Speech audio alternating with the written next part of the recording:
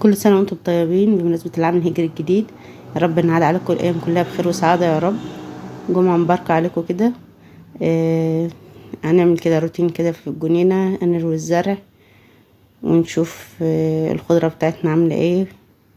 دي شجرة الرنجة اهي، ما شاء الله طرحة كتير جدا.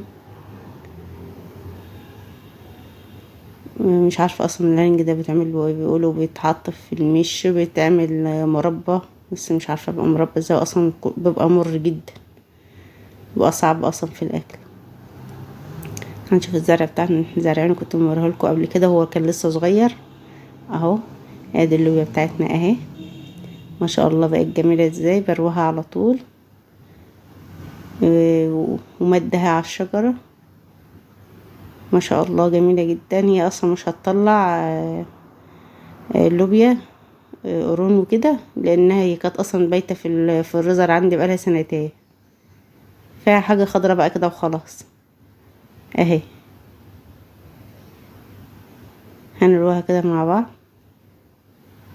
الخضرة دي بتبقى جميل، حاجة كده بتفتح النفس كده، ومنظر كده بريح العين والورد والحاجات الحلوة دي.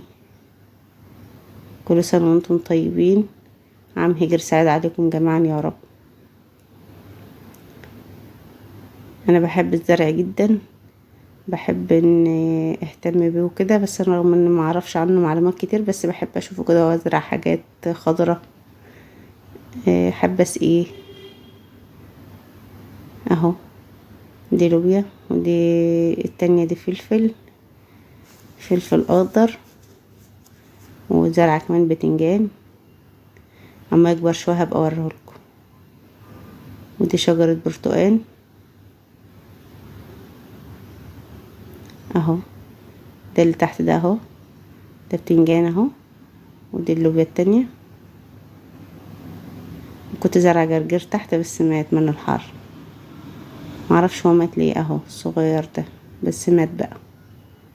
وادي اللوبيا اهي.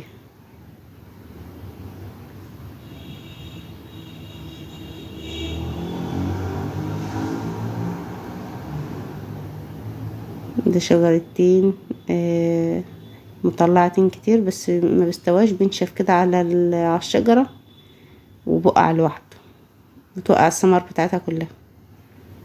معرفش هي كده محتاجة ايه، محتاجة سماد او رشة او ادوية معرفش. شايفين اللوبيا بتاعتي جميلة ازاي، شكلها جميل. حتى لو مش هتطلع مش مشكلة، هي حاجة خضرا وبس في المكان.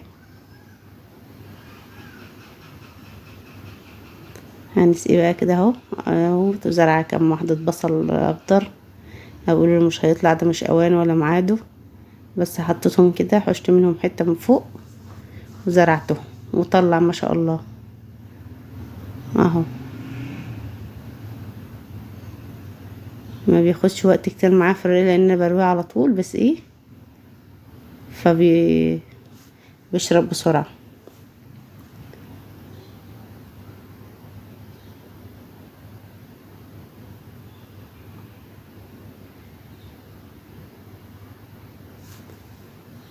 لو وصلت معاه لغاية هنا متنسيش تحط له لايك واشتراك في القناة وتفعل الجرس على كلمة الكل عشان يوصل لك كل فيديو جديد احنا بنعمله.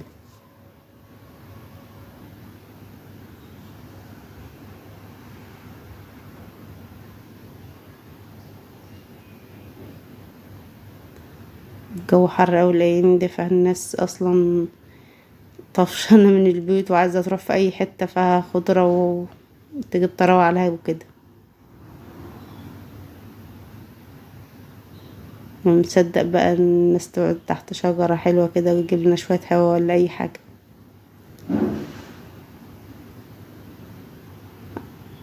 اتمنى الفيديو البسيط ده يكون عجبكم. مع السلامة.